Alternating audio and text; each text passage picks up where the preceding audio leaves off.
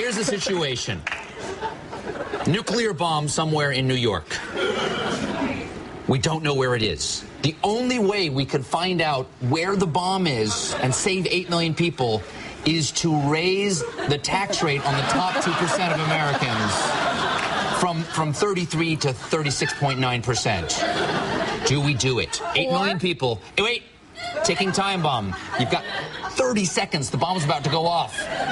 Do you raise taxes to save 8 million people? Babies, orphans, nuns. Wait, your own family saying, please raise taxes. How about you call up the Defense Department and tell them to stop creating... They're the one on the phone with you saying, please raise taxes. The guy has told me we'll save all these lives. Raise taxes $1. Raise it $1. You'll save the life of 8 million babies. Tell them to stop creating the second engine for the F-35 and save $3 billion. And then the nuclear bomb won't go off. I love you. That was friend of the show Stephen Colbert trying to get friend of the show Amy Kramer of the Tea Party Express to agree to raise taxes $1. She wouldn't, of course, but she did at least throw in one minor defense spending program that she was willing to cut instead of raising taxes. Amy clearly has done some homework on spending since she was on this show. Now tell me the program, Amy. Right, you tell me the program you would stop. That's exactly. This is the thing. Name me I am the not. program, Amy. Are you going to let me answer the question? If you name a program. If you don't, I have to move on to someone else. Budget. I am not an expert on the U.S. budget, but we cannot spend more than we make. Amy, we're going to leave it right, Amy, the way we're going to leave it with you, and you can reconsider. We're going to be on it for the rest of the show. You can think it over for the rest of the show about any government program that you want to stop. But as of now, I've got you down as not opposed to a single government program, and now I'm going to move through the group. In the spotlight tonight, Starve the Beast. Republicans have not always been the party of tax cuts, tax cuts, tax cuts. In ancient times, when they finally got the presidency back after World War II, they were the party of the balanced budget. When Dwight Eisenhower was president in the 1950s, he refused to cut taxes even though the top tax rate was 92%. No one actually paid 92%. They had deductions and other things that brought it down to an effective rate of something much lower. The actual statutory top tax rate was 92%. But Republican President Eisenhower thought balancing the budget was more important than cutting taxes. At a press conference in 1953, President Eisenhower said, "The fact is, there must be balanced budgets before we are again on a safe and sound system in our economy.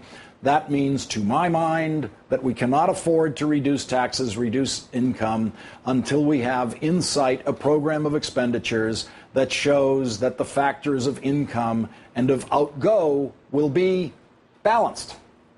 Now that is just, to my mind, sheer necessity. Balancing the budget, to the Republican presidential mind in the 1950s, was sheer necessity. The next Republican presidents, Nixon and Ford, like Eisenhower before them, resisted tax cuts well into the 1970s. Both Nixon and Ford actually supported some tax increases. Then in 1976, the late Jude Wanniski, who I had the pleasure of befriending in his final years, wrote this bit of economic coaching for Republicans in the Wall Street Journal. The political tension in the marketplace of ideas must be between tax reduction and spending increases. And as long as Republicans have insisted upon balanced budgets, their influence as a party has shriveled, and the budgets have been unbalanced. The political tension in the marketplace of ideas must be between tax reduction and spending increases. Guess which side Jude wanted the Republicans to be on? After President Ford's defeat in his re-election campaign, the Republican Party was wide open to the new ideas driven by thinkers like Jude Wanniski. And so, the idea of starve the beast took hold. The beast, of course, being government, starving it meaning cutting its revenue by cutting taxes. Here's how Alan Greenspan, who had worked for President Ford, described the purpose of tax cuts in a Senate Finance Committee hearing in 1978. Let us remember that the basic purpose of any tax cut program in today's environment is to reduce the momentum of expenditure growth by restraining the amount of revenues available and trust that there is a political limit to deficit spending. Then the most famous presentation of the starve the beast approach came 3 years later from President Reagan, shortly after he was inaugurated in 1981. Over the past decades, we've talked of curtailing government spending so that we can then lower the tax burden. Sometimes we've even taken a run at doing that. But there were always those who told us that taxes couldn't be cut until spending was reduced. But you know, we can lecture our children about extravagance until we run out of voice and breath. Or we can cure their extravagance by simply reducing their allowance. Simply reducing their allowance. So in the 28 years between the Eisenhower inauguration and the Reagan inauguration, Republican presidents went from balancing the budget and favoring tax increases where necessary to do that to simply cutting taxes and hoping that the resulting deficits would force cuts in spending.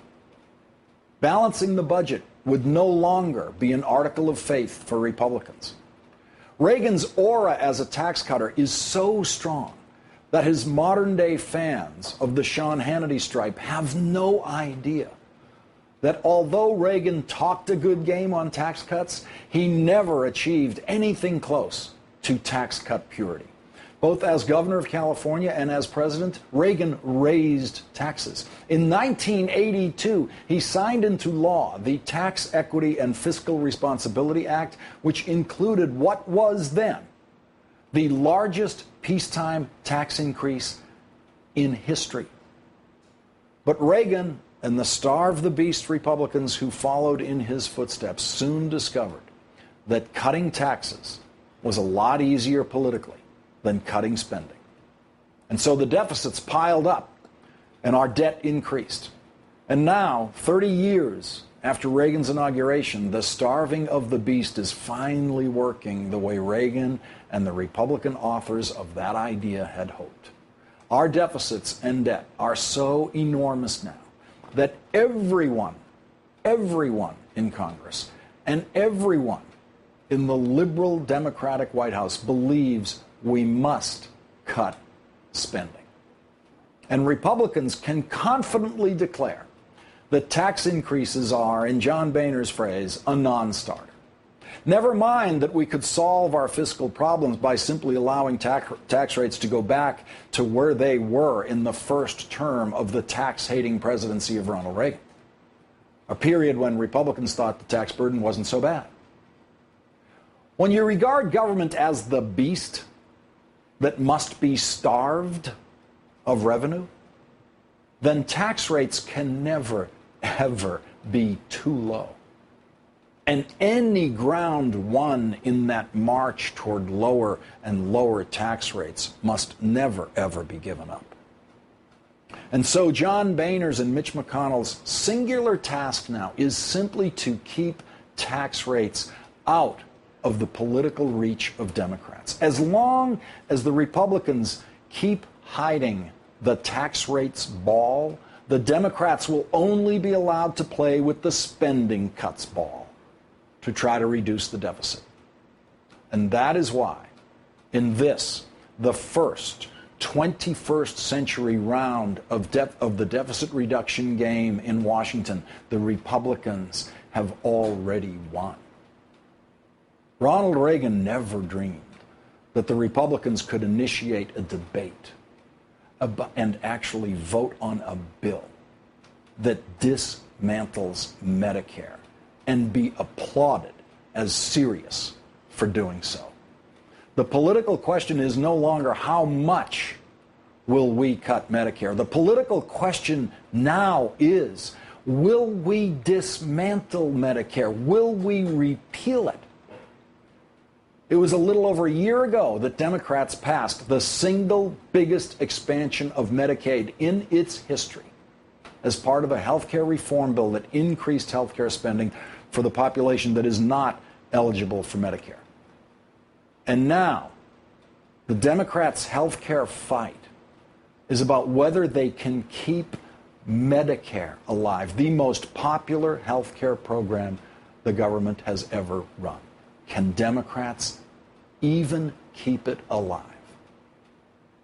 No Democrat thought they were ever going to have to fight that fight. Not until this year did Democrats notice how well the starve the beast strategy was working.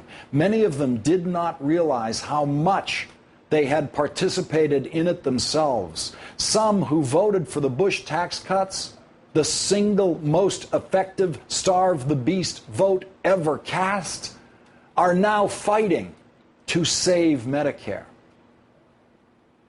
Their vote to starve the beast under George W. Bush was easy. But they have by now discovered that saving Medicare will not be so easy.